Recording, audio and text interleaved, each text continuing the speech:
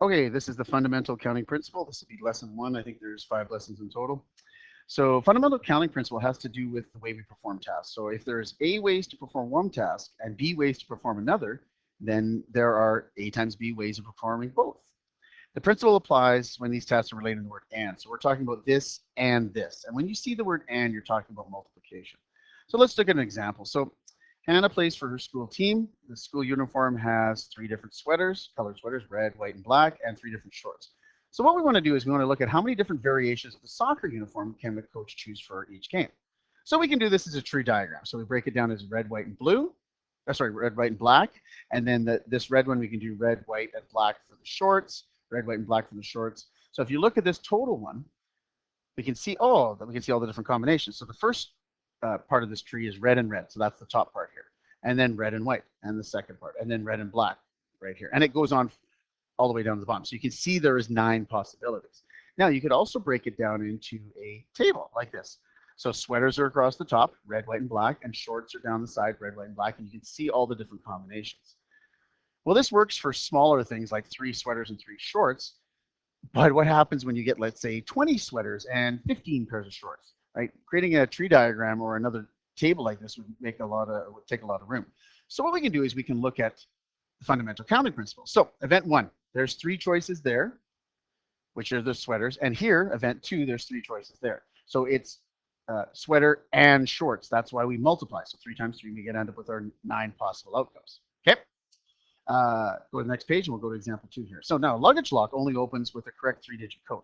So what we have is we have wheels on there, and the little wheels go from 0 to 9. So you have to realize that there's actually 10 possible digits. And to get it right, you have to get all 3 digits correct. So how many for the first part of the lock? 10. How many for the second part of the lock? 10. And how many for the third part of the lock? 10. And it's this one and this one and this one. So we multiply, so we end up with 1,000 outcomes. Okay. Now, suppose each digit can only be used once. So once you use the digit, you can't use it for any of the other combinations. So that changes slightly. So you can use 10 for the first one, but you can only have 9 for the second one because one of those outcomes is already taken, and 8 for the third one. So 10 times 9 times 8, which is 720 outcomes. Okay, next page. So fundamental counting principle does not work when the tasks are related by the word or. So what you got to do is you got to decide whether something's inclusive or exclusive. So exclusive, it basically means outcomes from one event cannot be an outcome from another event.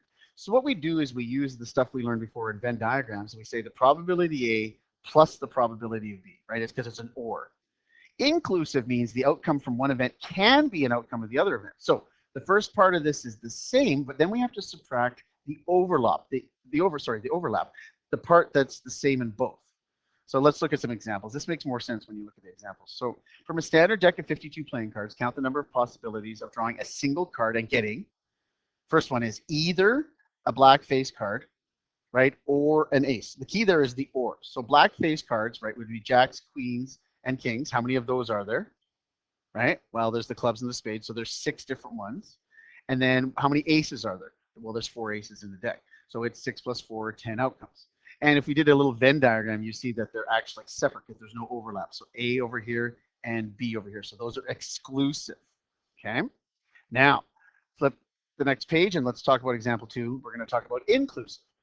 From a standard deck of playing cards, count the number of possibilities drawing a single card and getting either a red card or a 10. Well, the problem with this one is 10s could be part of the red cards. Oh, so we have to get rid of the overlap. Okay, so event A is just red.